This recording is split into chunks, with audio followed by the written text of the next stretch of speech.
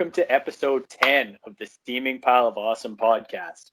I'll be your host today, Darryn and Turzo, and with me always Rob Corluck. Rob, say hi to the nice people. Hello, pleasure. All right, so what we have for you guys in store, if you haven't heard episode 9, because it was Mandy and it was terrible. It was a marathon, I'll give you that. Yeah. What we're doing for episodes 10, 20, 30, 40, 50, and so on is we are going to take an old classic movie and the newer reboot, and we're going to put them against each other and decide which one was better and which one was the steaming pile. Or I guess which one was the steaming pile and which one was the awesome. I like that. This week, we are doing the 1990 movie Total Recall versus the 2012 remake, also called Total Recall.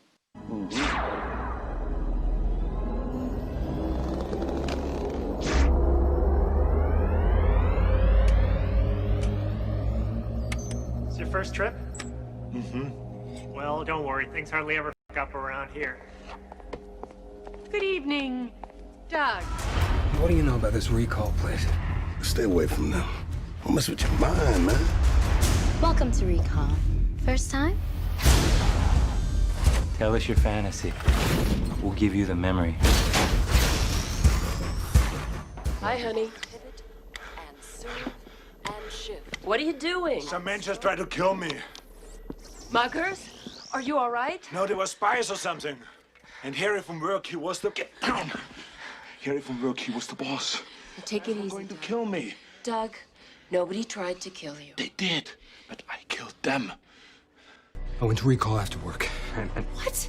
What did they do to you? nothing. I sat in the chair. They hooked me up. Before they could do anything, the police burst in. They tried to take me. I just reacted. And I killed them. Listen, you didn't kill anyone. It happened so fast.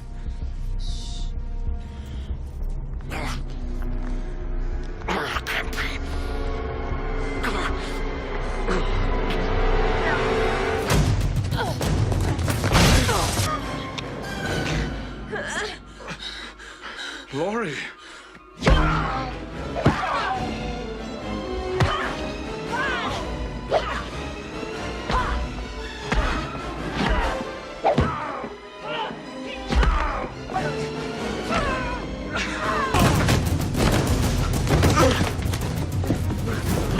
Laurie, what the fuck?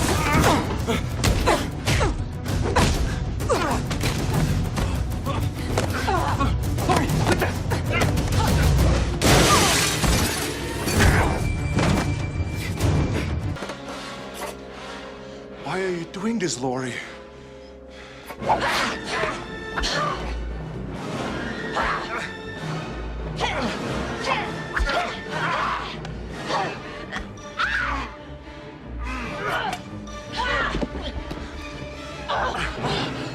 Talk. I'm not your wife. That's bullshit. We've been married 7 years. I'm UFB police intel, assigned to play your wife. 6 weeks ago, I didn't even know you.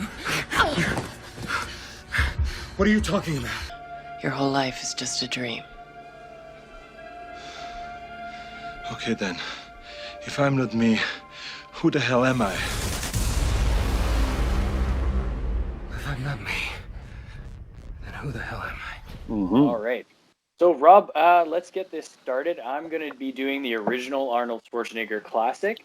Sure. You're going to be doing the Kid Brother garbage movie Total Recall starring Colin stop. Farrell. You wanted to start a fight in the first 3 minutes. Well, you've achieved your goal, sir. All right, so here we go with the 2 minutes explanation. So, would you watch this movie? Arnold Schwarzenegger on Done. Mars. Yes, that's enough. I'm good. Yeah. Perfect. All right. Oh, Jesus. Man, your vodka bottle keeps getting bigger and bigger. Yeah. All right, so we're going to quickly go through what this movie is about, and then we're going to... Oh, no, I think I should do my Would You Watch This as well before wanna you do cut this? into yours. Okay. Yeah, is that all right? I just feel like Yeah, they sure. fit so nice together. I actually, because like normally I try to make it as exciting as I can and try and get it to like, honestly, like if you didn't see it, maybe Darren would buy in and watch this movie. But this time I went in a totally different direction because I knew you were going to do exactly what you did.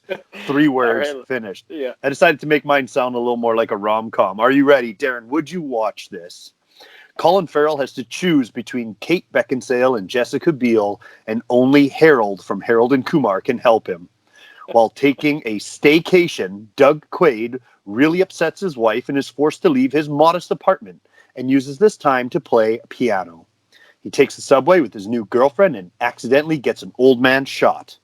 An old friend, played by Bryan Cranston, wants to reconnect, but Colin Farrell has moved on from that relationship as he feels like he was a different person back when they were close. He then blows up a giant elevator while fighting cool robots. He and his wife get together briefly and decide to permanently separate. Darren, would you watch this version of Total Recall? I absolutely love what you did with this movie. I didn't funny make thing- any mistakes. That's exactly Yeah. what the movie is. No, it is absolutely accurate. The funny thing about your explanation is now it's been 8 years since this movie came out, and Yes. in case anybody didn't notice, I am in love with Total Recall, the 1990 thriller. Oh, with yeah. Arnold Schwarzenegger. Oh, you absolutely are. I actually boycotted this remake for 8 years and only just watched it for the first time this For the past weekend. first time. Now, if it had Oh, been God. explained to me the way that you just did, I Yes. may have actually watched this sooner. I count that as a win. Uh, Yes. yeah, perfect. All So, right. All right, buddy. right. Let's go back to the original, the OG, and let's kind of take you through the movie. Talk about some of the scenes that you thought that kind of encapsulate the movie, the things that really stand out for you. We're going to try and keep them a little less than our normal times, but you know what? If we're having fun, let's just go with it, buddy. But go ahead. right. It's all you. All right, so Total Recall. Mhm. The first scene in this movie is a dream that Arnold Schwarzenegger is having about being on Mars with a beautiful brunette woman. He quickly slips down, smashes his mask, and suffocates and dies, to which he wakes up to another beautiful woman, Sharon Stone, in bed. Some could say even more beautifuler if they Yeah. didn't understand grammar. Yes. If we were rating, if we were rating, she would be more or beautifuler. So he wakes up. He's had this nightmare. It's kind of on repeat for him, and he heads back to work where he operates a jackhammer and is chatting with his buddy about the possibility of possibly going on a, like you described, a staycation or a virtual vacation with a company called Total Recall. His friend tells him not to go. He goes anyway. His friend finds out and then tries to kill him with a group of guys. He quickly dispatches them with secret spy powers that he has. Yes. Very Jason Bourne before Jason Bourne was cool. Yes. And then he starts off on a whirlwind adventure, which he ends up almost being killed by his wife, and then finding the mistress, who is the woman from his dreams, on Mars, which he sneaks onto in some really great cheesy 1990s action movie stuff that happens in there. He ends up on Mars. Good. He finds some mutants, which we have some fun with. And then he basically goes on an adventure. And finds out that his memory has been wiped. He is actually Hauser, but he has been replaced with his memories are now Quaid. So he has to try and figure out who Hauser is versus who Quaid is, what his actual goals before the whole memory wipe was. And in the end, he, as promised by the Total Recall people, he gets the girl, he kills the bad guys, and he saves the whole planet. So it's just a blue sky on movie. Mars. Yeah, Blue Sky on Mars. It's just a wonderful movie that's really well put together. A lot of hokey one-liners. I did have trouble knocking this down to just a few lines for you, Rob. Sure. But some of my favorite scenes in the movie, there's a really great one at the customs scene where Arnold Schwarzenegger is in the design of a redheaded woman. When he's asked. I'm glad you want to talk about this one. This one's good. When she's asked how long she's going to be on Mars, she says 2 weeks. When she's asked if she's brought any basically meat or produce. Yep. She repeats 2 weeks, Yeah. starts to freak out. The actress in this scene does a really good job that I've never really noticed man. before, but actually paid attention to on this rewatch. Yes. And she's doing the whole mouth 2 weeks. And Pulling on her losing- cheeks. Pulling his stuff apart, yeah. And then what it ends up being is a mask that unbuckles from his face and turns into an explosive device. Where she drops a great line when he tosses the fake head to the security guards. And in there, the actress says, "You're in for a big surprise." Yeah, and then get ready for blows the up surprise. and Kaboom. chaos ensues. Yeah. There's So some really great car chase scenes in here. A lot of hokey action and bad aim on the bad guy's part. Oh, yeah. Every key features, but yeah. Yeah. Now, you mentioned this, like, okay, so put yourself in this lady's shoes. Okay. First of all, the casting calls for big fat lady, which is, I think, literally what it's called in the credits, which I was like, so you're coming in, you're given a script, and you're just like, I'm only saying 4 lines for this audition. All right. That sounds fine. And then you've got Paul Verhoeven in the seat going, okay, really grab your face. Like, let's have an epileptic seizure while rolling your eyes. Like, this woman was asked to do so much. I can't believe that she did such a great job. Like, she actually looks like she's just completely melting down. And like, what a great day of shooting that must have been to get that. I just would have loved to have been there watching that, man. The magic of Hollywood. Some of the other great features of this movie is we have Sharon Stone, who's playing Quaid's wife, but not really his wife. She's actually a spy, who is also the lover of the guy who's in charge in hunting Quaid down. Just happens to be. He's caught between a rock and a hard place the whole movie because his boss is telling him not to kill Quaid. Don't kill the guy banging your wife. Banging your girlfriend and pretending to be your husband. Just a weird dynamic. He goes off the rails. He's trying to kill him anyway. Played by the Michael Ironside. Yes, yeah, and he is fantastic in this. Yeah. I loved him almost as much as I loved his comb over. Yeah. It was freaking glorious.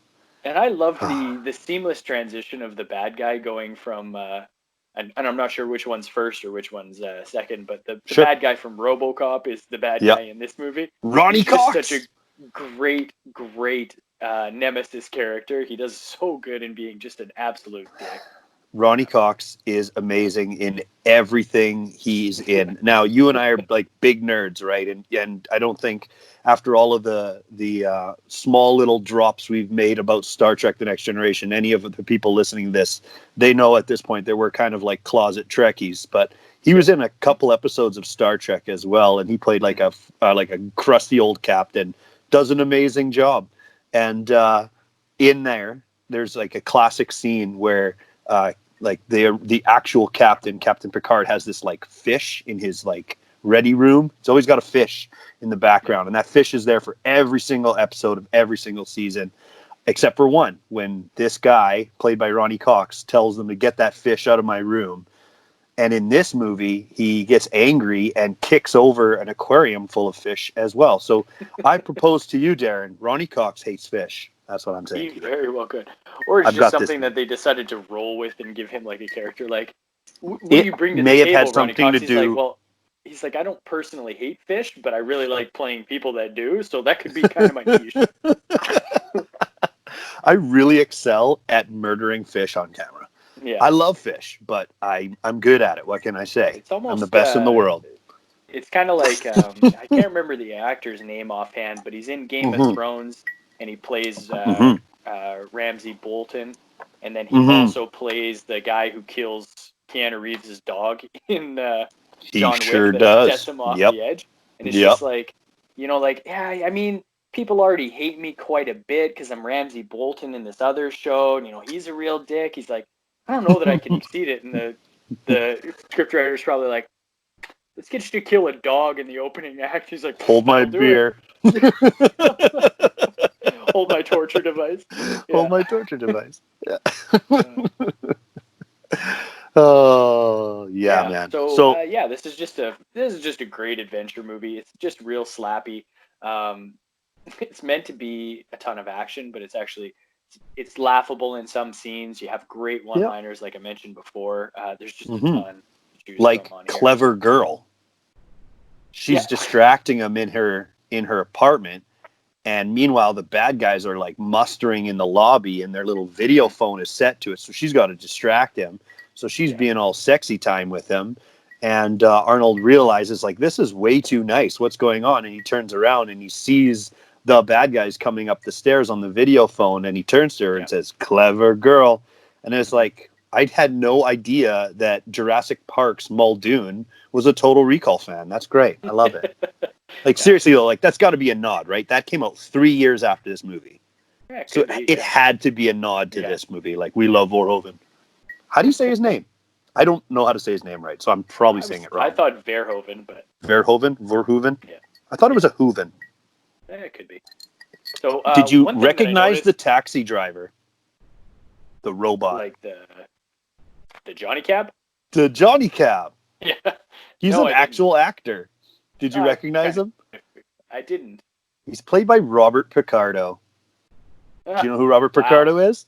I couldn't not know who Robert Picardo is. He plays the Doctor on Star Trek Voyager. That's right. He's the EMH. They had another Star Trek reference from Rob. But like, once you see it in the credits, you go, yes, that is him. Yeah. It looks exactly like him. Sounds exactly like him. That's so funny. Yeah.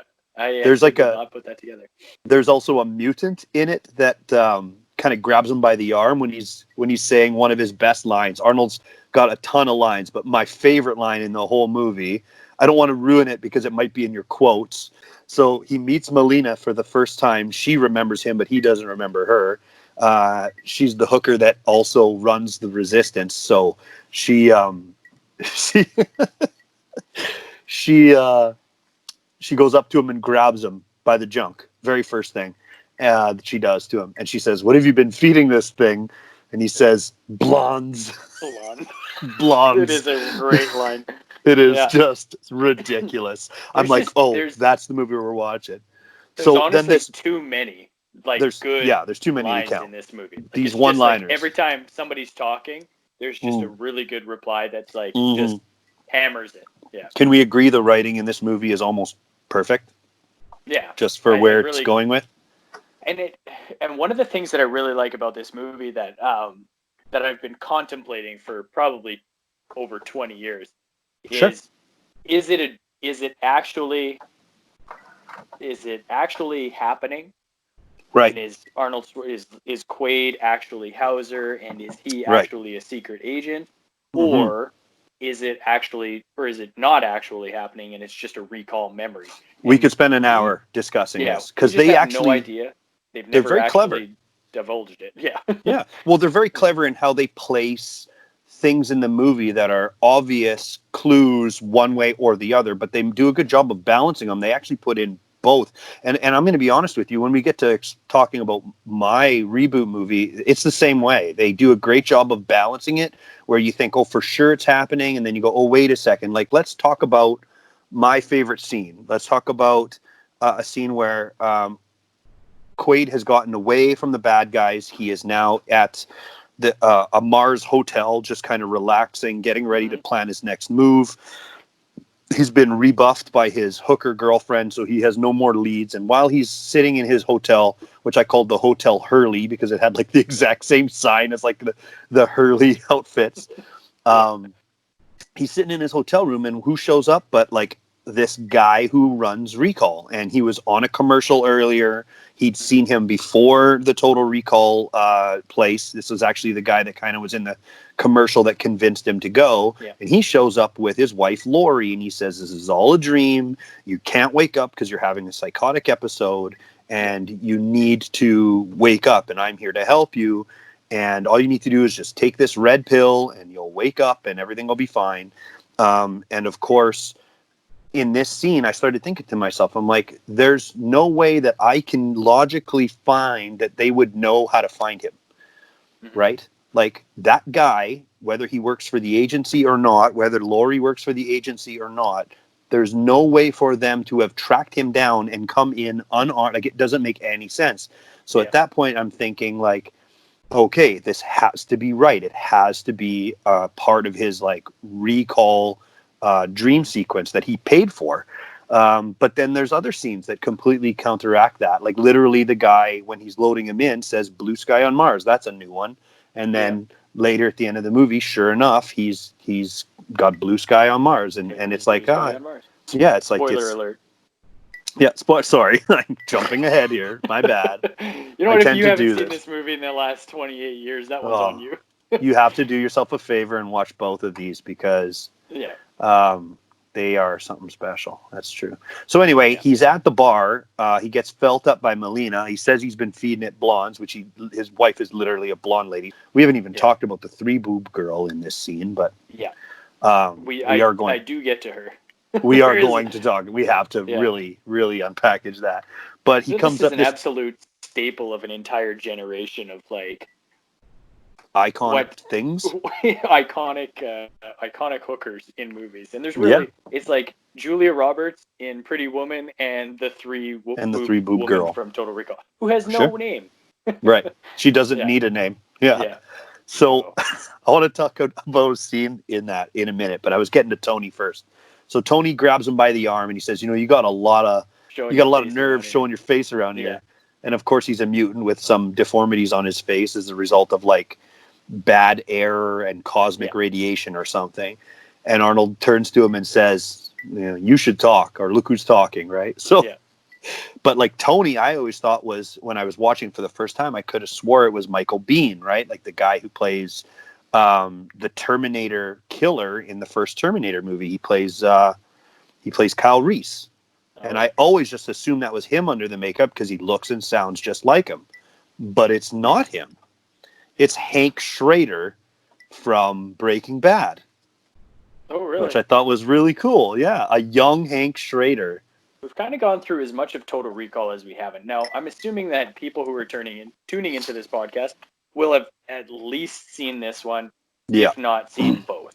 Yeah, this is one of those that we wouldn't have time. Second one, yeah. Yeah. If you've only seen the second one, go back and watch the first one. Do it 2 or 3 times. Do yourself a favor. So what I want to do is skip ahead right to, let's talk lines. Lines? So I've got sure. 3 lines, and I did have some trouble narrowing these ones down. Like I said, there's just a ton in here. So there's a ton. The lines that I do have for you, actually, we're going to lead off with the 3-boobed woman. Sure. And at one point, Benny, the cab driver, who we just absolutely fall in love with and then absolutely hate near the end. He's my absolute favorite. He was my vote for favorite character. He's a great character. Now with Benny he's making himself busy while Arnold and Melina are talking in the back room. And, making himself busy is the nicest way to say he's feeling up a hooker's boobs in public. Openly in the open bar area. He's just got his hands on 2 out of 3 boobs and probably alternating. Which one do I give more attention to? It's tough. It's got to be a tough task. He says, "Ooh, baby, you make me wish I had 3 hands." Now, my actual favorite line is her reply, which is she's just very fed up with him at this point. She's like, "Oh, she's done. I think you're doing just fine with 2." I think you're doing just fine. With 2. Yeah, you paid enough for the 2-hand fondle. You're doing just fine. All right, so the next line I have... Are any of those boobs her real boobs? Like, that's what I want to know. Like, I want to know how they did this scene, and I want to know if, like, she's getting molested for our benefit. Like, I want to know. I have to assume, like, I assume they are, and it's the 2 outside ones, and they put in a prosthetic. And then they put, like, but they all look so similar. Yeah. I watched this thing on Blu-ray, man, and I studied it. Yeah. Fantastic makeup work. I've had this on pause a few times. I'm telling you, I can't tell. I am so sorry to the people who thought we were nice people, but we are not. We're horrible, horrible humans. Yeah. So okay, in that exact scene, exact scene, I have to tell you this. Like, when you get next time you watch this, because you're going to watch this like 1,000 more times in your life, I guarantee it. I know you. The next time you watch, try and pull your eyes away from the 3-boob ladies' exposed nipples long enough to check out the chick behind her. There is a chick behind her sipping a drink, and like legit like turns and snakes a quick view of it, and then like turns and is like, woo! Like she is like, oh yeah, shit, this is the hooker with 3 boobs. I gotta check this out. Like she legit leans over her shoulder at one point and like snoops and like, ooh, it's freaking fantastic. And I never saw it ever before until I was watching it this time, and I was like, oh my god, that lady's great. I have to admit, if you had told me there was a parade of flame-throwing jugglers in the background, I would have been like, I believe you. Sure. I'll have to take your word for it. I've never made it past the foreground. Exactly. All right, check so out this lady, on to the man. second line. Check her out. Second line we move on to. This one is a reply to a line as Arnold Schwarzenegger gets tied into a chair, and they're going to erase his memory and turn him back into Hauser. Richter, the bad guy who is Schwarzenegger's already killed his wife, who is Richter's girlfriend, and Richter says, "Hey Doc, is he going to remember any of this?" He says, "Nope." So he punches him in the face, and as he walks out the door, he says, "See you at the party." Now fast forward about 5 or 10 minutes into the movie, and we have a fight onto an open elevator, which, by the way, we need to talk about OSHA violations, because how do we have an open 3-sided open elevator? It's a freight elevator. Yeah, but it is on Mars. Mars might have different OSHA rules, you know. The gravity is less. The gravity's less there. It's like 1/8 of the Earth. So So what we have? Describe this scene. Describe what happens. We have the fight on the open elevator. What a great scene. It's back and forth, and then what we have is Arnold getting the better of it, throwing Michael Ironside over the edge. Yes, he holding does. onto both of his hands. And then Ironside grabs his shirt or something. Yeah. And he's like, if I'm going down, I'm pulling you down with me. Yeah. And as we go through a tunnel, yes. the elevator is only big enough to fit through the chute, so it rips off both of his arms.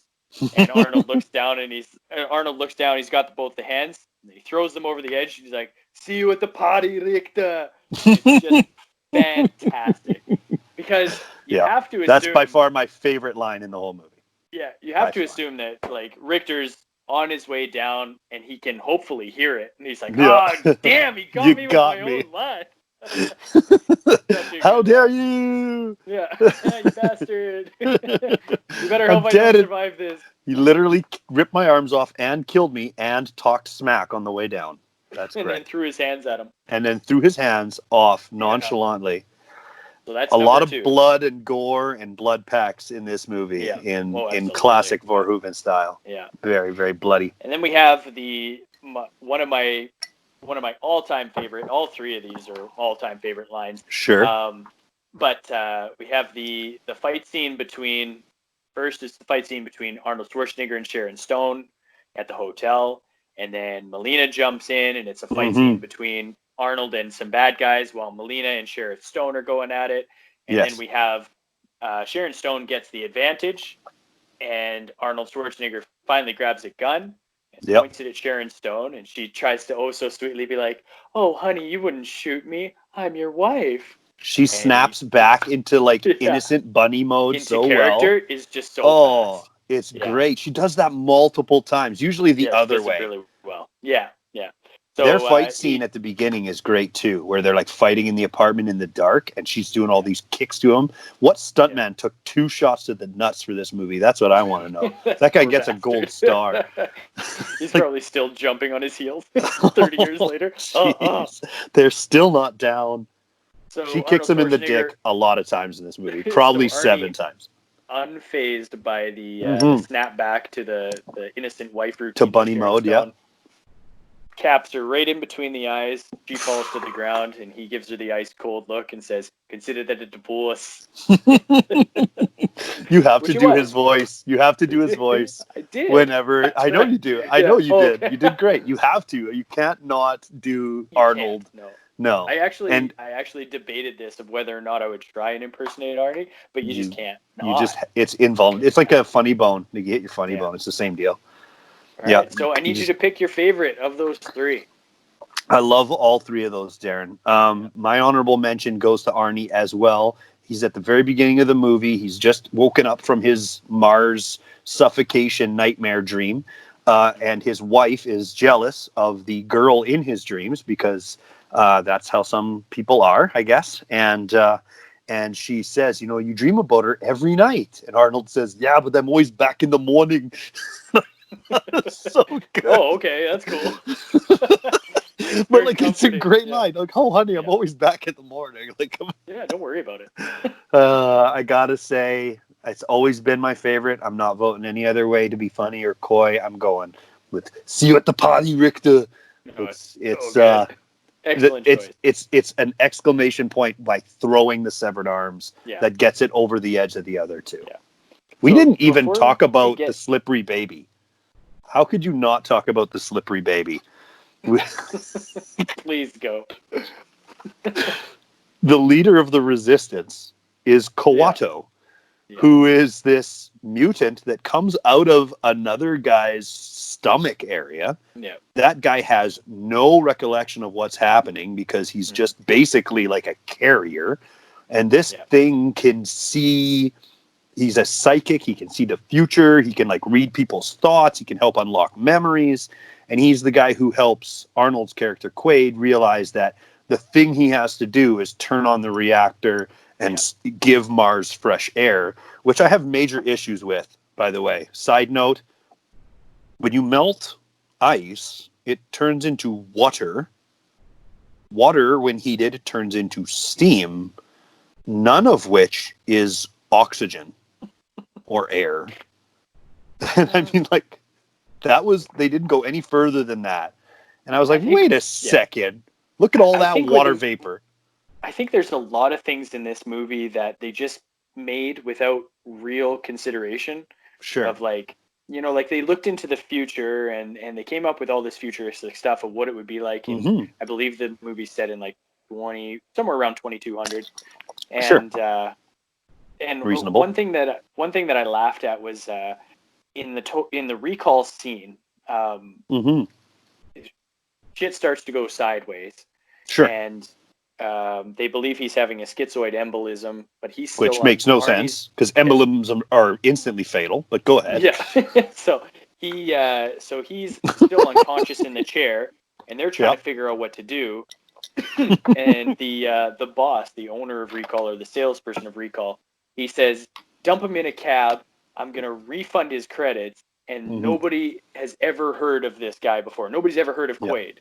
Yeah. And the funny thing to me is, like, so now we fast forward just even 15 or 20 years in the future, and you know that if you spend anything on credit, it's all traceable. Like, you're going to see the purchase, and you're going to see the refund. And you have no chance of denying whatsoever. Like, unless he walked in and paid straight cash, there's no chance that you could possibly lose a paper trail. So that to me was pretty funny, and it just like, and you just had no idea. And the funny thing is like, sure, they had credit cards in the 90s. Like, they should have known that wasn't going to be a thing. Like, it's a real easy thing to, but maybe in the future they can like stop that kind of thing. I don't know. We don't. Usually I'm not the one to get hung up on minutia like that, but like the reason why I bring it up specifically is because it doesn't bother me. This movie's still great even with ridiculousness like that, and it's just fun. And in every step of the way, I watched it again. I haven't seen it in a long time, and when I watched it again this time, I was like, oh god damn, do I forget how much I enjoy watching this movie. So and when we get to mine, you'll find I have an equal issue with some physics involved in the movie that I was just like, oh no guys, come on. But like, it doesn't matter, it's still fun. So and then one thing that and going back to Kawato, slippery baby, go ahead, talk about slippery baby. One thing he's covered in petroleum jelly, that's why I'm referring to him as the slippery baby. One thing that I enjoyed and kind of didn't enjoy about both movies is that we have a character, Kawato in the original Total Recall. I can't remember the name. Matthias in the remake, who are both like supposed to be this big deal and like, you know, the spirit of the revolution and the head of this and all of this stuff, and they together have about 48 seconds on screen and like, do like, nothing to progress anything. Finally, we have Kawato. We're finally. Oh no, he's got a gun. Oh, he's dead. And Benny shot him in the head. Yeah, and then we got Matthias through the guy's back. nobody knows where Matthias is. Oh, we followed you, and Matthias is dead. Like, it's just so bad. Quit stepping on my movie, dickhead. All right, but it was almost like the Spoiler remake, alert. They sat down and they're like, you know We what? need to make the leader of the Let's do the resistance same useless. thing. Yeah. There's got to just be a flash in the pan. Yeah. All right, so let's move on to favorite character. So Rob, Sure. I'm going to go first. I'm going to give you Okay. my favorite character. Can't wait to hear it. My favorite character is actually Richter. Nice. He gave us some good comic relief, even though Great it wasn't lines. supposed to be. Yeah. He was just the quintessential henchman in this movie, and like he did everything he possibly could to screw it up, and still somehow managed to be the second last standing. And he was great as both the bad guy and as the really bad guy's punching bag. Yeah. Oh, Like, Ronnie Cox it's just great. browbeats him multiple times in absolutely, this just movie, lays into and he him on just several takes occasions. it. And in front of people. In He front- openly yeah. humiliates him in front of Yeah. a group of people, and he's just like, that's my paycheck. Even his his computer junkie guy is like Yeah. his tech even Yeah. drags him through the mud at one point. Absolutely. He's like, oh man, I'd hate if that guy was banging my girlfriend. And he's like, well, you think she enjoys it? And he's like, no, I bet you she hated every minute of it. Yeah, you go. But the best part about that line is like he goes, yeah, I bet she hated every minute of it. And he kind of lifts his eyebrows. Yeah, his But then eyebrows they get go into up. the car. It's like a pop. I love that when you But he, can disappear behind something. He gives it It's the like a best for slide comedy. away, but he gives it like a slide away, like I'm just gonna disappear. But they get into the same car. They're literally 8 inches apart. Yeah, their shoulders apart right after. It's What just did like, you just say? Oh, nothing. Oh, nothing, brother. Yeah. So good.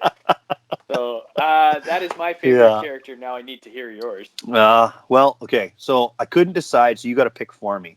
So Thumbelina or Benny, because Thumbelina, played by Debbie Lee Harrington, or Carrington, pardon me. She's the little person at the Last Resort, which, by the way, is like a freaking hilarious and wonderful name for a bar, the Last Resort. That is fantastic. So she has so little lines, but she like legit steals the scene every time she's on screen. She at one point has an Uzi. She's standing on the bar, just laying into cops. At one point, she grabs a knife that just happened to be hidden under a table and stabbed a guy right in the Peter. She's like at one point even like hits on Arnold, and like the size difference between these two people is colossal. And she's like, if you need extra help with that one, just give me a call. And I'm like, bitch, what are you gonna do? Like, he's gonna wear you like a hat. But it's so funny. I love Thumbelina. She's great, and she has such a small amount of movie, and she does so much with it. But Mel Johnson Jr. is Benny. He has 5 kids to feed until he has 4, and then he doesn't have any. And like, he's so likable. He's not even married. Like at one point, he's like helping them find the resistance, and he like stops going with them through like a crypt to go find his dead grandpa. At one point, he's like, "Hey, my grandpa's buried around here." Like, I just love that. You know what? I made my decision. That line right there. Like, "Hey, my grandpa's buried around here." I'm giving it to Benny. We also have Benny the mutant.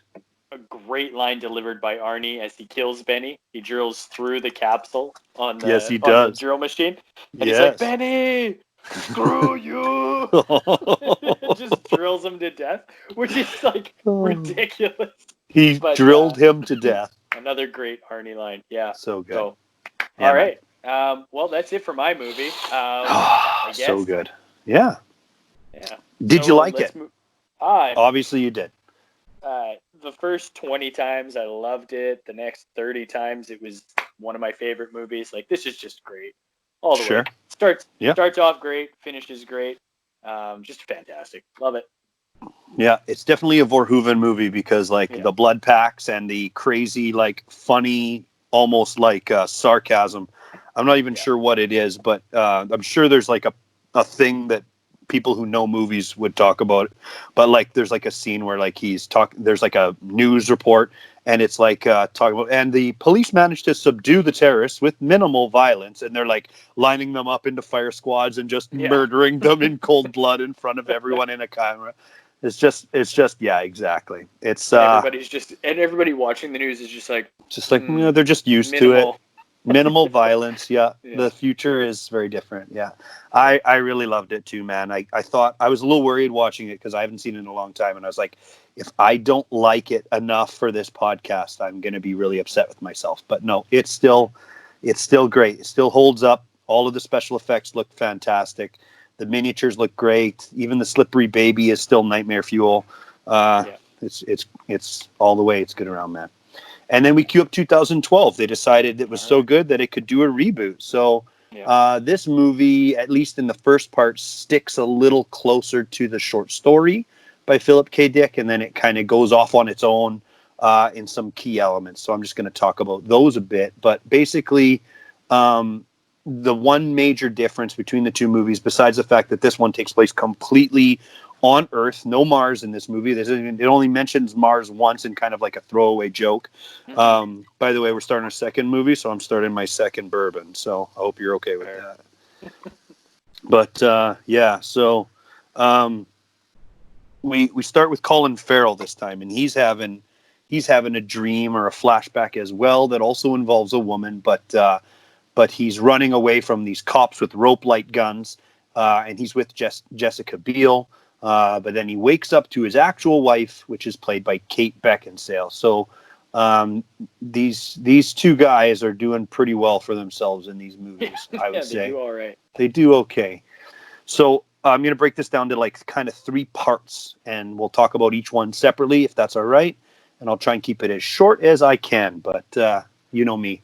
The whole big thing is based off of this device called the Fall. So this premise of this movie is Earth has suffered tremendous damage due to human intervention, maybe a war or some type of climate issue. But basically, the only 2 places people can live now is the colony and the Federation of Britain, which is basically just like Northwest Europe and Australia. Those are the only 2 places left to live.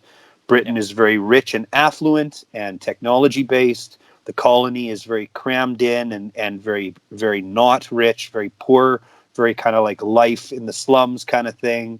And it's Europe is very whitewashed, whereas the colony is kind of like all walks of life. And they get back and forth every day from a magical device they refer to as the Fall, which is basically a giant elevator that goes through the middle of the planet. And they basically ride it up and down or down and up every single day. 2 times a day, and that's what Colin Farrell does. Colin Farrell lives in the colony. He's just like a nobody bum that lives in the colony, but he works in a factory where they build robots for the government or for the military, and he's not happy with his life. He's wishing for something more. He feels like he's better than what he's been given in life, and he's really hoping that he can like do something to improve his day. And he complains to his buddy, who is basically a broke-ass Dave Chappelle in this movie. His name is Bokeem Woodbine, and he basically complains to him, and he says, like, why can't we do something better with our lives? Did you recognize this dude, by the way? Bokeem Woodbine? He's been in a few movies. What I recognize him from most is a Busta Rhymes video.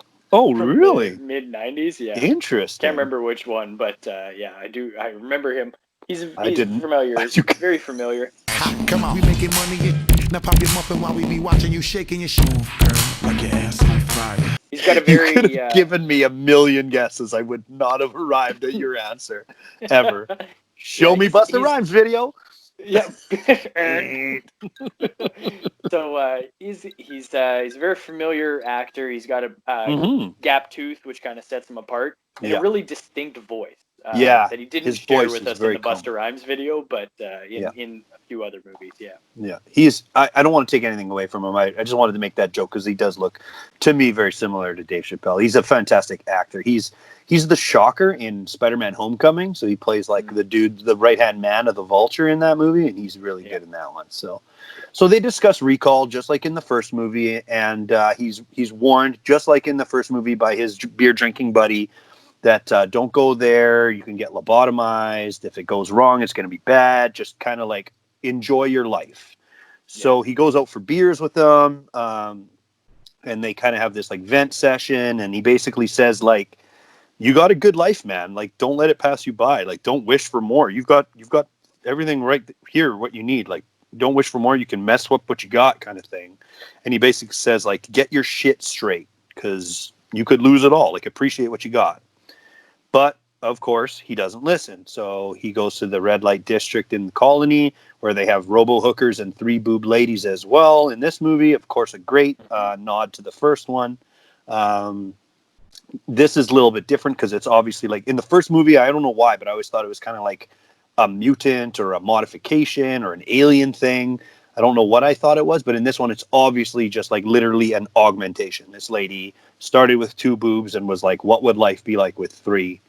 What did you think? Let's compare the 2 3 boob ladies, man. What were your thoughts on this one? Yeah, She's in it way less. Yeah, in the original movie, she is clearly a mutant because she's surrounded by mutants. Yes. So she has just, what we can assume is that she's just sprouted a 3rd boob straight out of her chest, or out of the sternum. Like I said, that's where I assume the 3rd boob came from. In this one, there are no mutants, so she just was like, you know what would be sweet? 3rd titty. Yep, that'll stand out. That'll really get me the clients. Yeah. And she's in it way less. She basically acts as a big neon arrow to point him to recall. But one of the things I noticed in the movie that like this movie has like robotic hookers all over the place, which I thought was like that was really interesting that they would show that. And then when because I watched them in reverse order than you. I watched the reboot and then I watched the original. And I noticed in the original they have robo hookers in The Last Resort as well. They're up on the balcony. They don't talk. They don't move. They're up there, though. And I was like, oh, that's great. They actually did. Like, that itself is a nod to Paul Verhoeven's one. So he goes to recall the secretary, who's, like, an important part of all 3 things. The secretary in the first one is important. She shows us the glorious, like, nail polish technology of the late 2200s. Yeah. She's in this movie. She's an important part of the book, the short story. So like obviously like they did a good job here, but she says in this movie, remember to have a good time, which I thought that's a great line. Yeah. So she goes in and we get the Matrix version of Harold and Kumar, of course, played by John Cho. Fantastic actor in a ton of movies that I don't even need to bring up, but he explains the rules and the process. So he says, like, we're going to give you memories. Your brain won't know the difference. You'll really honestly believe that you were there. You're not going to remember us. It's just going to be the whole 9 yards. Your brain can't even tell the difference. But you can't do something here that you already do in real life, because those 2 things will conflict, and you'll have like a episode, and you'll become just a mental breakdown. Because like the example he gives is like, you can't come in here and look for a mistress when you actually have a mistress, because you're going to confuse the 2 and you're never going to wake up from it. So they have to do a little background check on Doug Quaid in this movie, played by Colin Farrell. So he goes, well, don't worry, I got nothing to hide. I don't have a mistress. I love my wife. I'm not a spy, and that's the thing I'm going for. So obviously it's not going to be an issue. And the background check does not go well. Turns out there's a bunch of like hidden things in his brain, and they try to pull the stuff out before it really takes. And just as they do that, everyone's freaking out and panicking because he's an actual spy and things can go bad. And this is when all of the cops or soldiers, I'm not sure which one, show up to take down Doug Quaid here. So how about you talk us through this scene? This is the scene that I really wanted to talk about here. Yeah, as soon as they realize that he is a spy, John Cho just calls him a son of a bitch and says that he's a spy. And just as they pull the needle out, and it really, I think it's supposed to be a police force, but we might as well call it a military, because they're really both. Like there's really no difference between the 2. They're geared up like SWAT guys or like super soldiers. Right. They have cool tech. One guy has like a CCTV cam in his backpack that they pull down and watch. It's pretty good. So this is one continuous shot. This is one scene where the camera moves in and moves out. It is all done in like a 360 spin. There's these cool pans and these cool shifts, and like I said, this very, very movement scene. And Colin Farrell takes out multiple assailants by killing them with their own weapons, and in a really cool scene that's all just one continuous flowing shot with no cuts and no breaks. And at the end of it, he's standing tall and everyone else is dead in a circle around him. Yeah. So what a fantastic scene for an action movie. This is great. This is as good as it gets, man. What do you think? Yeah, it's really great scene. Really well shot. Very intense. Yeah. There's some neat little things where we get to see like kind of what the technology is like. Then they shoot in a disco ball of cameras, and they all stick to the wall. One sticks in his hand, and they all show like different angles, and they can like build a 3D room from all of the shots. Yeah, that's great. I love the one that sticks in his hand. He's like, and he has to pull it out. He's great in this movie. Colin Farrell is I like Colin Farrell in a lot of his movies, but I love when he's in movies like this where like things are happening to him and he has to react. I kind of call it the like Point Break method acting, where like you're not the most important person in the room, everyone else is, and you just kind of respond to what's going on around you. Like he does a good job, man. So he blows a way out of there by using grenades in a scene that I cannot even describe. Like I really feel like, I mean, I know it's not real, but it looks so real that I thought Colin Farrell really did like blow up a wall and then hide behind glass to get away from it. I'm like, he must have done a lot of his own stunts in this movie, because holy cow, does it look good. So he gets back to his house, just like in the first movie. He turns off all the lights. He hides. He tells his wife that he's murdered a bunch of people. And of course, this starts a fight scene, just like in the first movie, where Kate Beckinsale, Katie B, she does like a bunch of different moves, and they have this like cool choreographed fight scene where they beat each other up all across the apartment. One scene in particular I really loved is when like she knocks him down onto like the bed or the floor, and she like runs at him and does like a power slide on two knees into like a chokehold, which is just like this cool like motion scene they captured perfectly. Like double knees into like a mountain punch, and like now she has like a British accent, and she's just like this mean lady, like gonna kill him. He gets away. I love that she drops the American accent and just goes straight Brit. Straight as soon Brit. As he blows her cover, like it's just it's just so quick. She's like, well, fuck it. I might as well talk like me. Cover's blown. Let's do it. So he gets away from her somehow by like sliding through like a glass window and falling onto a bunch of awnings. And he gets away from her, and she chases him down the scene.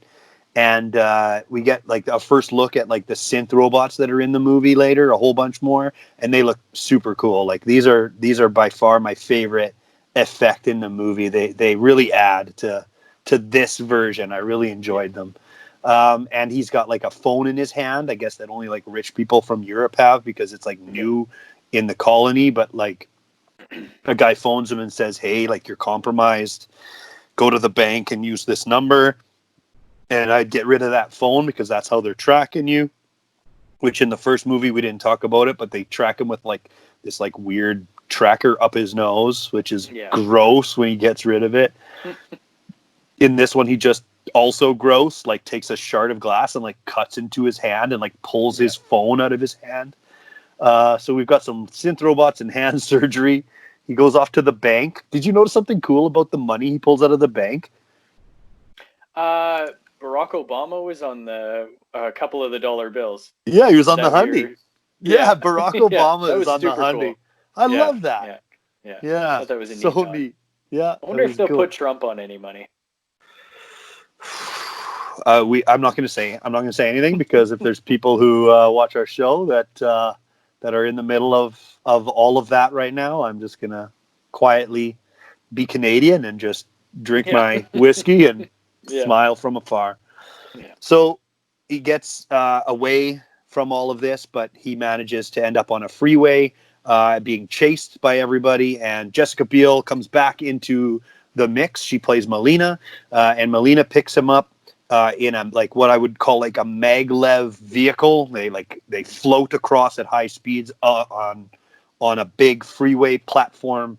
They like hover So it's like all done by magnets. I call it the maglev freeway. She picks him up and they try to get away. This scene is fantastic. So at one point, Colin Farrell is in the passenger side. She's in the driver's seat. And she basically says, like, here, you drive. And she hits a button and the steering wheel slides over to Colin Farrell's side. And he just picks up the drive shaft and he starts driving while she becomes a gunman. So, like, I love this scene for 3 reasons, buddy. Like, here's what I love about it. Like, I hate in movies when, like, the girl's just along for the ride. Even when she saves them, all of a sudden, as soon as the guy shows up, she loses all of her, like, importance and power in the scene. And this is not that at all. So, like, the first thing is the steering wheel sliding over to the passenger side is something I want in my next car. Like, that is such a fun thing. Like, you know what? I'm tired. Go drive. Like, oh, God. You think you can do better? Yeah. Oh, sure. Yeah. You can get us here faster. You don't like my lane changes? Here you go, baby. I love it. So, number 1, it's a great idea. Number 2, at the beginning, Colin Farrell is completely helpless. He's literally just a passenger. He has no gun. He is just watching everything happen around him, and he has absolutely no power in the scene. He's super vulnerable, which, like, in a movie like this, when you're being Arnold Schwarzenegger's character, I love that because it's totally different. He is like, he could be killed in this movie. Like, at any point in the movie, you think that he could get shot. Not like Arnold's just way too much of a presence. You don't really feel scared for him at any point. But in this movie, like, this is like the most vulnerable he gets. He's literally along for the ride. No gun, nothing else. But once he gets to drive, he gains some power. What happens to her? She pulls out a giant ass gun and starts shooting bad guys. So she doesn't lose any power in the scene. She's still just as effective. So anyway, to get away from them, they actually have to, like, kill the power. The maglev drops off of this, like, freeway that's like hundreds of feet in the air. And then he starts it back up at the last second so that the polarity of the magnets crush a car and flip a bunch of cars, and they actually land relatively safely. They're both hurt, but neither of them are dead. This scene is awesome. My question to you is, why did he feel the urge to wait until the last minute to start this car again? Because you could literally have started it 10 seconds after falling. He didn't need to wait. But you know what? It still was great. I still loved everything about it. Yeah, so you almost have to assume that there was like a time for the system to reboot, but they could have built it into the movie. Instead, they just were like, yeah, why not? He's just waiting. 10 feet from the ground. Do it. Yeah, just do it 10 feet from the ground. Yeah. I was like, in my brain, I'm like, I love this movie, so I'm trying to, like, figure it out. I'm trying to, like, provide it reasons, like headcanon, why it was like, oh, he was just tumbling around in Zero G. He was like, he didn't know where he was, so he needed a second to compose himself. So they get back to his apartment. Melina needs to rest. Jessica Biel bumped her head, so she needs to rest. So while she's resting, he's, like, finding a bunch of, like, secret little hidden things in his house, a stack of cash and a gun. And he goes to a piano and he realizes that he can play. He didn't know he could play. In fact, earlier in the movie, when he was having beers with his buddy, he pointed out to the piano player and he said, you know, it'd be awesome if I could play piano. I've always wanted to do that. So in this scene, he has a piano nearby. He just starts playing it and he realizes, oh, I can actually play the piano. Isn't that awesome? And while he's playing his favorite song, he unlocks a message from himself. And this is interesting because which version did you watch? Did you watch the theatrical release? Probably not. It was the whatever was available on Netflix. Sure. So here's how you know, because this is where the movie gets drastically different. Was Colin Farrell talking to Colin Farrell, or was Ethan Hawke talking to Colin Farrell? Oh, it was Colin Farrell. Okay, so you watched the theatrical release just like I did. So this is where things are a little different depending on which one you watch. In the director's cut, it's a little bit different, and Ethan Hawke basically says, like, you had to do surgery, we changed your face, like, you're Hauser, I'm Hauser, you're Quaid now, we made you look like Quaid, but you're really actually Hauser, and I want my face back. But in the theatrical release, it's just both Colin Farrell. There was no, like, plastic surgery done spy style, but basically it doesn't matter. It's still really interesting. Both of them are out there to see, so it just depends on which one you watch. So Ethan Hawke got completely cut out? Yes, he is. Well, okay, he's uncredited in the director's cut as well. He did it for free. I don't know about that. He did it for no credit. He's not a credit. He's not even on IMDb. He's not even mentioned. So, but he is in the movie and has lines in the director's cut. So that's really neat. Yeah, he's completely cut out of the theatrical release, which is neat. But yeah, something interesting. So his new mission is he's got a kill code in his brain for all of the robots, all the synthetics, and he's got to get to Matthias so they can kill all the robots, and then they can stand a chance at defeating Cohagen in this movie, played by Bryan Cranston. So we've got like a chase scene through a bunch of elevator cubes, kind of like I think a nod to the first one again. They get away from there. This is a fantastic scene. I'm just blasting over, but holy man, is it good. So they get to Matthias, and you mentioned this earlier. He's in the movie for like 5 minutes, maybe 40 seconds of lines. They're awful. They're awful lines. This at least Quado was really neat, and the way they describe it is good. The back and forth between Shaun of the Dead stepdad and Colin Farrell is just like not. Yeah. It's just rough, man. I love but that thankfully, that's where you went with him, because I also thought that he could have been good as the chief inspector from Hot Fuzz. Yes, from Hot Fuzz. Yeah. Actually expected him to ask Colin Farrell how his hand was. He did have a bullet hole in it. He did have a bullet through his hand. Yeah, it's still a bit stiff. Still a bit that would stiff, have been actually. Just amazing. That would have been amazing. It would have been so good. So at this point in the movie, we are at 1 hour and 23 minutes, and this is where Bryan Cranston shows up. So it turns out there's no kill code. Colin Farrell is a walking GPS, and the man in charge of everything has risked it all to go out into this like polluted area and find Matthias and kill him. And that is exactly what they do.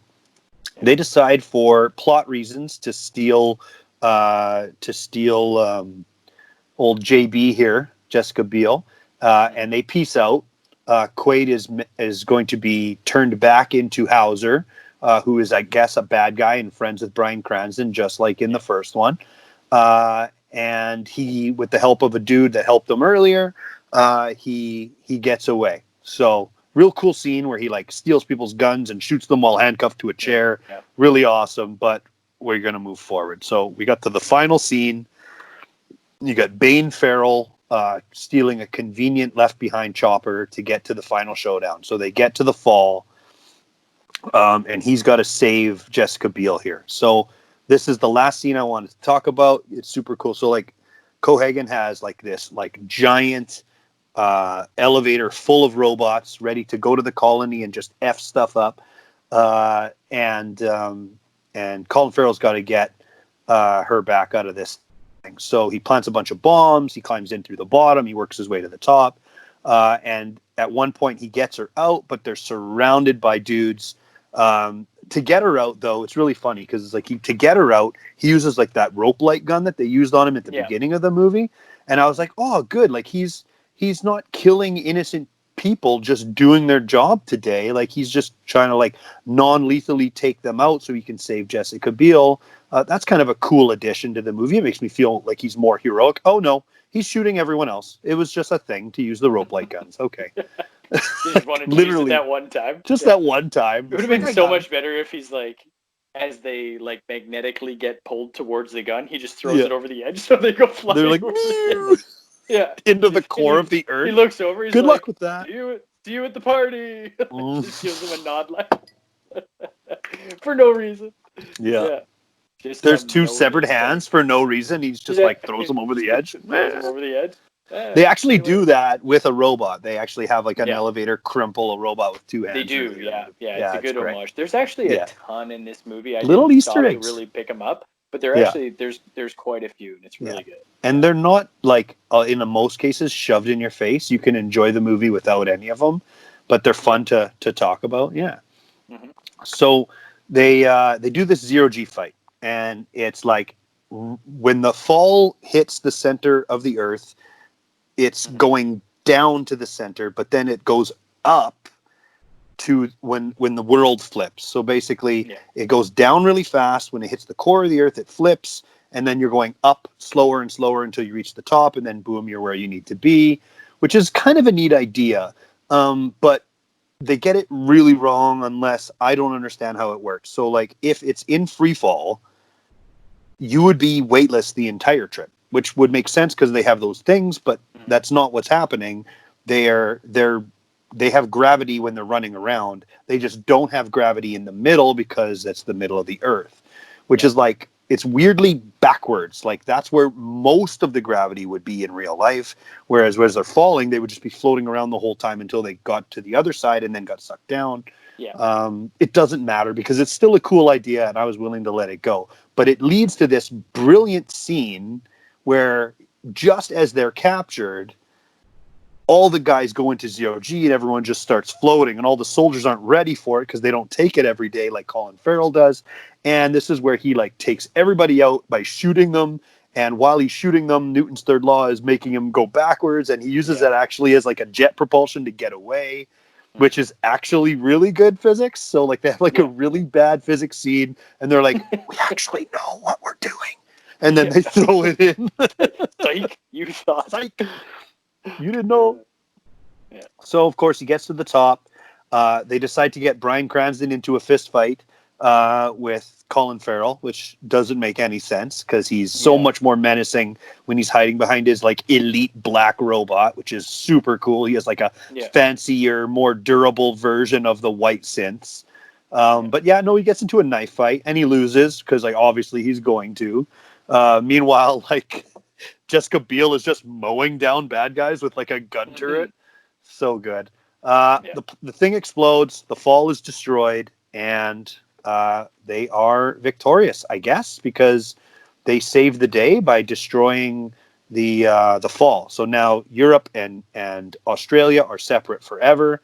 I'm not really sure politically and economically how that works, but at the same time, everybody seems happy. So I'm not going to argue. Well, I mean, certainly it's better than the alternative because those synthetic police force were coming to kill robots? Everybody in Australia. So, yes. I mean, lesser of two evils. They're probably better off. So, fair enough. I'm willing to accept that, my friend. Yeah. So the movie isn't quite over because Colin Farrell has suffered multiple injuries as a result of his climb. He passes out, possibly dead, at the end of the movie.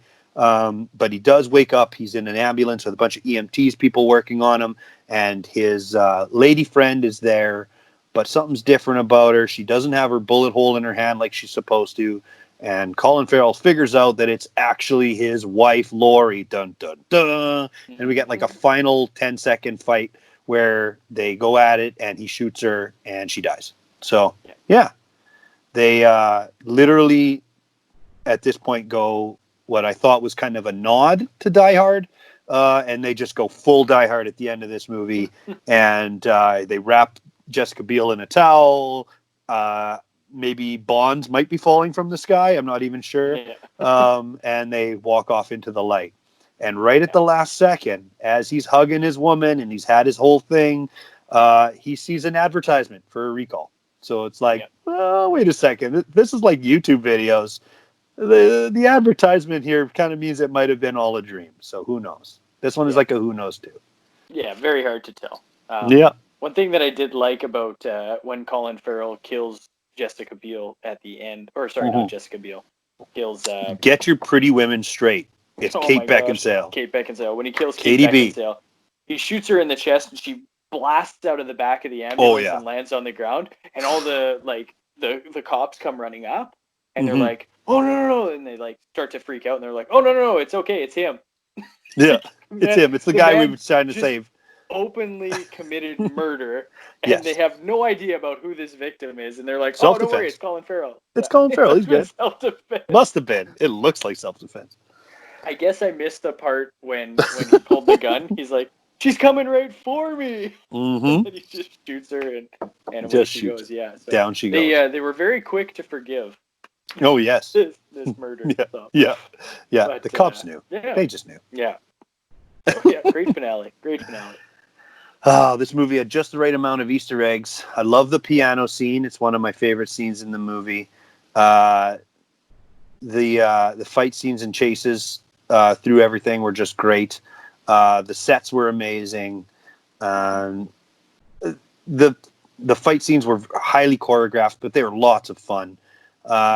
Matthias didn't matter. There wasn't a slippery baby. I call this the Godzilla rule, but if you've got Bryan Cranston, you should frickin' use him, and they did not in this movie. So I would say same goes for both characters, really. Right. Matthias and Cohagen, just not used. Yeah, absolutely. Do you have a favorite scene in this movie? I'm partial to either the car chase or the zero-G scene. The zero-G scene was really neat because both great. It was just very believable that the whole, like, the police force was caught off guard by the zero-G. Colin Farrell knew how to use it. He's also not just a guy who rides it every day. He is also described as the deadliest secret agent on the planet. Right. So, I mean, he does. He's got both things going for him. And stuff. Yeah, exactly. Yeah. So, I mean, it's very well used and it's kind of neat. The only issue I guess I would have with that scene is that he uses a lot of ammo to first kill all the police and then propel himself through. Like, not a lot of hallways. Reloads in this film. Yeah, they didn't have a lot of time for reloads. Yeah. Actually, the only time that we were even talking about a reload is I think Jessica Biel runs out of ammo a couple times. Mm-hmm. Yeah. And she can't in the plane of all places, which of all shouldn't places require a reload at all. Like, that should be automatic. But I think it needed time or something. Yeah. We got to talk about Jessica Biel for a second, because like all the fight scenes show three things. Laurie is absolutely relentless. Melina is very impulsive. Everything she does in the fight scenes and the gun scenes are impulsive. And then Colin Farrell is basically fearless. Like, he jumps and runs and does things that like he shouldn't be able to do just because he just doesn't give a fuck. So like those are the three things that keep coming back in all of the scenes. But there's one scene in particular that's just great, and it's when they've got him pinned down right before the elevator sequence, and they're waiting for the elevator to come to get them out, and Laurie says down the hallway to kind of egg him on and kind of make him angry and make a mistake. She says, like, I hope you don't mind where his lips have been to Jessica Biel. And like, without pause, she just clips in, walks around the corner away from complete cover, and just starts shooting straight. Like, she is just like, oh no, you didn't. She's very temperamental. My scene's got to be Recall. The one continuous cutscene is just so interesting. Other movies have done it. Daredevil did a great job. This movie is fantastic. I love it. I love when directors take big risks like that and it pays off. My favorite character. Go ahead. I have to admit, I did not see the massacre at Recall happening. Like, the Recall staff, like the cops just bust in, and you're I kind of expected John Cho to live through this movie. Like, he did not. They murder him quickly. Yes. Yeah. without probable cause. No, nothing. Yeah. Favorite character? I'm going with Kate Beckinsale. She's relentless. 100%. She's pissed off. She's steaming hot. She's just everything that you need in a villainous lady. Yeah, she's like the combination of Sharon Stone and Michael Ironside in this movie. She kind of plays both characters together, and holy man, just as hot as either one. Oh yes. Oh, Michael Ironside, you are a gem. There's like a scene. Yeah, Rick did. There's like a scene where he's reattached with his arms someday. Do you think he's like up in heaven? Party. He's like up in heaven with just stumps. Like, do you think that's how it goes? Like, but he's like, like he would be raising his arms. He's like, Quaid, you bastard! How dare you? I'm beating you senseless. Oh, yeah.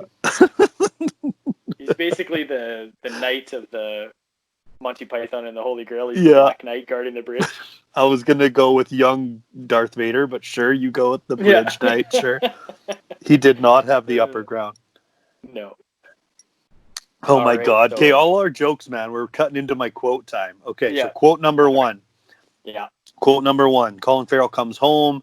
He tells his wife that the stuff on the TV is wrong, and he's actually the guy who killed all those men in self-defense. And she says, you mean to tell me you killed 20 men? And his response was, It was more like 10.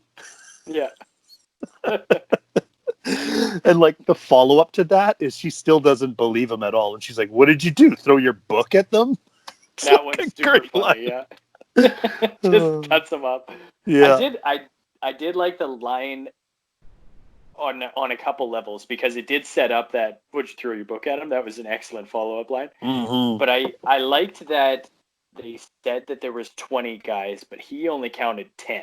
Yes. And really there was probably only about 10. And what They're I liked exactly about that, 10. They're yeah, exactly and 10. what I really liked about that is that it's showing that the news feed is really feeding into Bryan Cranston's story of like terrorist attacks and stuff like that. Yes. Because they exaggerate the amount of police officers that were killed in this, right? Mm-hmm. So well, his whole really, thing is lie until he gets enough money for synths that he can invade the colony. Yeah. Exactly. And it's a great bad guy motive and everything is fitting perfectly. Mm-hmm. Yeah. So in the same scene, when Colin Farrell is just gonna blow your load in the first 20 minutes. Oh God, I know. I do this all the time. I love the beginning of movies. I don't know why. So in the very same scene, they both have the same line, both Sharon Stone and Kate Beckinsale, where they say like, "Hey, what? I don't know what to tell you. I just work here," kind of thing. But he goes like, "You mean to tell me that you pretended to be my wife and we did all of those things I remember doing with you, and you're not my wife? You're just a spy?" And her response is, "What can I say? I give good wife." I like that line. This, by the way, movie was not easy to pick lines for because, it doesn't go goofy ever. It's completely straight the entire movie. They really don't deliver a lot of good one-liners. No, they do not. And when they do, they're meant to be one-liners. And I usually like to pick things that you and I would find funny. Number 3, when Colin Farrell rips out his hand phone, which was really gross. The guy he gives it to gets to keep it for all of 5 minutes. Of course, they track it, and he takes like a throat chop by Kate Beckinsale. But before he does, the synth. This is the first like close up of the synths we get. The synth goes over and steals the phone and hands it to Kate Beckinsale, at which point his reply, this guy, this random dude on the street says, "Hey, Robo-Dick, that's mine." That's actually really funny because I was watching this with Lee, and yes, like Lee is your lovely girlfriend. Lee, she is, yes. And when he was like, "Hey, Robo-Dick, that's mine," I laughed out loud and then looked over at her and I was like, "Robo-Dick." You had to repeat it for her. This is so fantastic. Who says that? And for that reason, I have to go with "Hey, Robo-Dick." Oh, that's good. Mine. It was such a good line. Not even the line. Like if he had just said like "Robo-Dick," yo, Robo-Dick, like, yes, what's Robo-Dick. up? Robo-Dick itself, the word Robo-Dick. Yeah. So good. Yeah, my wife at that point was doing this. She had made it opening credits and was passed out. It did not stay long. She stayed up long enough to say, "That guy looks like Dave Chappelle." And then she's like, "Well, I'm going to bed." Well, I'm out. That's good enough for you. She like George Costanza'd it and just out the door. Yeah. Hey, so how did she like Velocipaster? You couldn't. I would never have put her through that garbage. I'm going to tell you that for free. You, sir, are a terrible husband. That's true, but not for the reasons you think. How did your kids like it? They loved the plastic raptor hands. That's good. Yeah. Okay, so one little piece of trivia, and then I'm going to get to our final game. First of all, you said you liked this, even though you hadn't seen it originally, because you were probably like, "Nope, the original's perfect. I'm not messing with it." You said that you liked this movie. Yes. I'm actually not a big Colin Farrell fan. Fair enough. So I didn't want to watch this. I didn't want to like this movie, but I was forced to against my own will. Yes. I realized I was in trouble when he first woke up next to Kate Beckinsale, because she is just one of my all-time favorites. And I was like, well, shit. She's so good. Get it. Might as well strap in. This is going to be good. The director of this movie is also the director of the Underworld movies, and she's either dating him or married to him at that point in time. She may still be, I don't know, but like I didn't do a whole bunch of research on this because we watched 2 movies in a week. But she's fantastic. Both of our favorites in this movie by far. She does a great job. All right, buddy. I'm going to put it to the test. Which movie gets the steaming and which movie gets the awesome? This is tough. How about this? If you're going to think this hard, how about we play a little game that picks it for you? Yeah. All right. So I have 13 different choices for you to make, and it's kind of a lightning round. So I'm going to put 2 things that are very common from both movies against each other, and you're going to tell me your favorite. Okay. And at the end, I'm going to tally up your score. Are you ready? I am. All right, buddy. Let's do this thing. First off, your movie was a spy movie, I would argue. And my movie was an action movie. There wasn't a lot of spy stuff going on. It didn't have that feel anyway. It was more of a run and gun. It was more like Die Hard than it was Total Recall in that sense. So, spy movie or action movie? Spy. Okay. Sharon Stone or Kate Beckinsale? Yeah, Kate Beckinsale. You don't have to be angry when you choose. You want Total Recall 1990 to win, but you know what? You got to be honest. I'll know. I'll know. Okay. Okay. Rachel Tacotin or Jessica Biel? I'm actually going to go with Rachel on this one. Good stuff. Blood Packs or CG Robots? Blood Packs. Quato or Matthias? I gotta say Quato, just because I felt that's one thing that really I have to say I did not like about the 2012 was, and sorry to go off your lightning round here. No, I thought they just had too many good actors that just weren't taken advantage of. You had John Cho last about 30 seconds. You have Bryan Cranston, who I just think should never play a bad guy because I can't get him out of my head for Malcolm in the Middle. Like, he's Malcolm's dad. He's always going to be Malcolm's dad. Okay. Then, I always think of him from Breaking Bad, so I completely disagree with you on that one, but I understand your point. Yeah, and he's so good in Breaking Bad. The other one is, and I can't think of his name now, but Matthias. Just a waste of extreme talent. I just love that actor. He's great in everything, and they just wasted him. So I got to go with Quato. Sure, Quato it is. Quato at least delivered another fantastic line that we didn't even talk about. Was yes, open your mind. 11 times in a row. Creepy, and he just keeps saying it. He's like, use my strong hand. Yeah. Take my strong hand. Open your mind. Open your Start mind. the reactor. Eat the mashed potatoes. It's Quato. You're picking a slippery baby over Sean's stepdad. Yeah. How dare you? Okay. Yeah. All right. Let's keep going, man. This is supposed to be a lightning round. Yeah. Mars or the Colony? Mars. Oh, man. Jesus. I was actually very disappointed that they didn't go to Mars in the 2012. Okay. Fair enough. Ronnie Cox or Bryan Cranston? Yeah, Ronnie Cox. This is a runaway. I'll Let You Tie Me Up or I Give Good Wife? Ooh. I gotta go with Tie Me Up because of what she does with her. Yeah, her, she has a little leotard. She goes through it and actually ties herself up. Yeah. Yes. Yeah, it's 100%. I don't even know how he said no. Yeah, he said clever girl. He didn't say no. We don't know what happened on the way up to the lobby. There was several minutes there. That's Get Your Ass to Mars or The Piano Man? Oh, Get Your Ass to Mars. Because it goes on repeat in the original. Yeah. Get Your Ass to Mars. Get Your Ass to Mars. Get Your Ass to Mars. So good. The Taxi Shootout or the Maglev Highway Chase? That I got to go with Maglev. Attaboy. Yeah, and by the way, Richter, next time you're in a taxi fight where you're shooting at the guy, maybe go with the RoboCop gun first. Lead with that.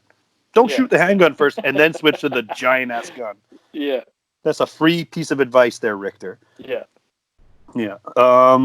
Hologram fight? Hologram fight or zero-G shootout? Zero-G shootout. Awesome. Arnold or Colin? Arnold. I understand. Blue Sky on Mars or The Fall Falls?